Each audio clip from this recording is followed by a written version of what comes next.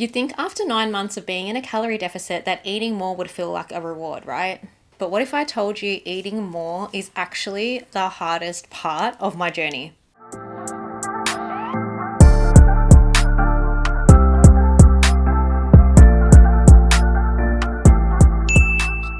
One talks about the mental shift from restriction to permission, or how when you're in your luteal phase that sometimes your body just feels like a stranger, or how after all this time stepping on that scale still with your head.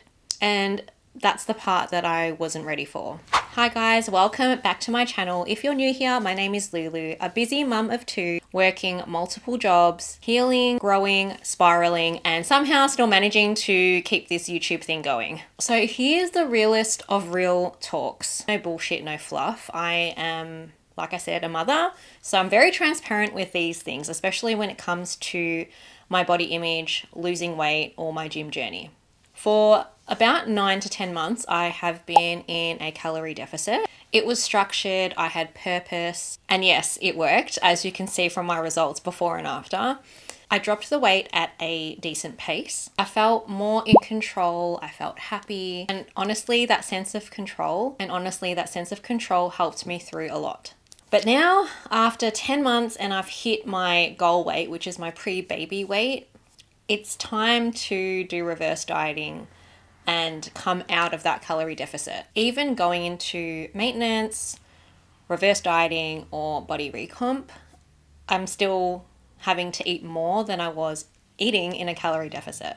It's so hard in this phase, especially when the numbers on the scale mess with my head, or if I'm in my luteal phase and the numbers jump up. Funny thing is, when I stand on the scale and I see the weight fluctuation, in my mind I know it's normal. Water weight, hormones, where I'm at in my cycle. But for some reason, my body dysmorphia and everything is just telling me that I'm putting on weight. Dysmorphia literally whispers every single time I step on that scale.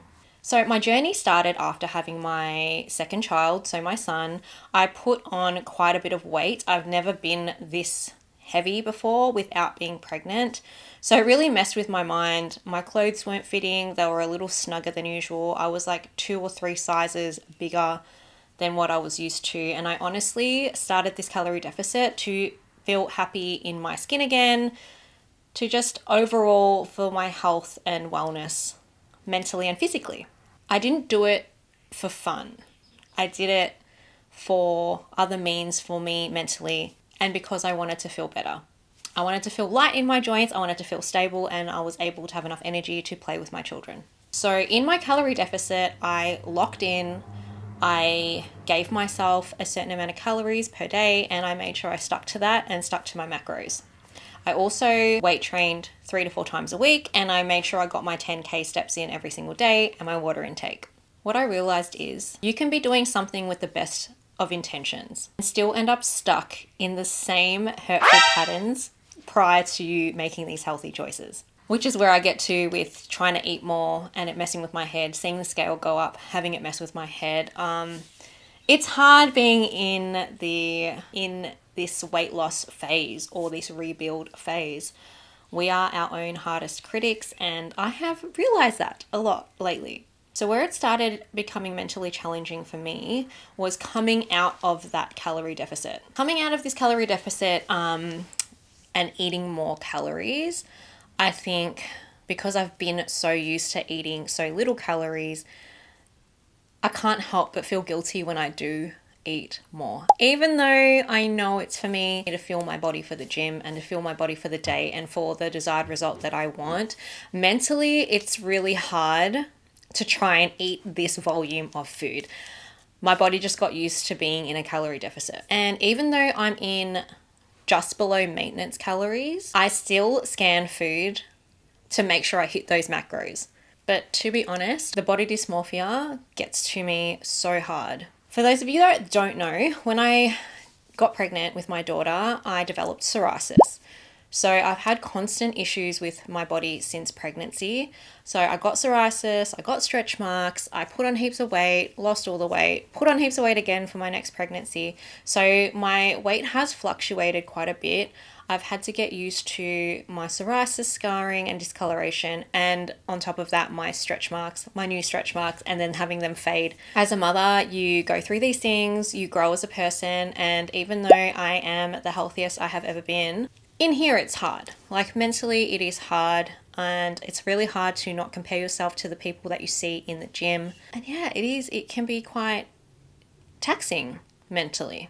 So I thought being in just below maintenance calories for my reverse dieting and body recomp, I thought it would feel free, but it's more confronting than anything. I second guess my hunger, like do I actually want to eat or is it food noise? I panic when I feel full because I know how many more calories I need to get in. I weigh myself obsessively because I don't want to put on weight.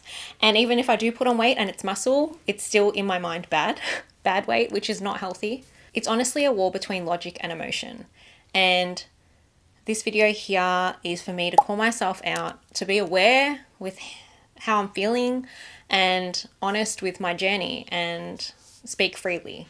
So what I'm doing to heal from all of this and to grow from being in this phase in my life is I'm prepping ingredients. So instead of meal prepping where I don't want to eat the food, I'll just prep ingredients, prioritize protein, prioritize carbs and fats, and I will mix and match the meals every day just to make my life that much easier and so I don't feel guilty for wanting to binge eat. I'm eating breakfast even if I don't feel hungry to get my metabolism going because I'm so used to fasting in the morning.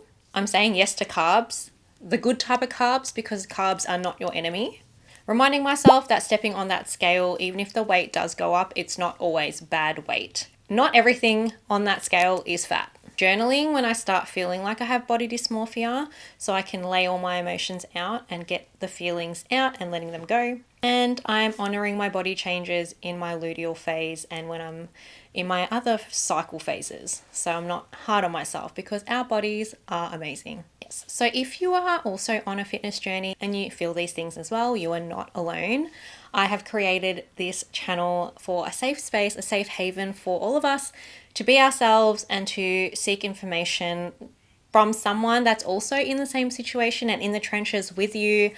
Like I said, I'm keeping myself accountable and I want to grow mentally and physically past this roadblock of eating more calories and having a healthy relationship with the scales and having a healthy relationship with food.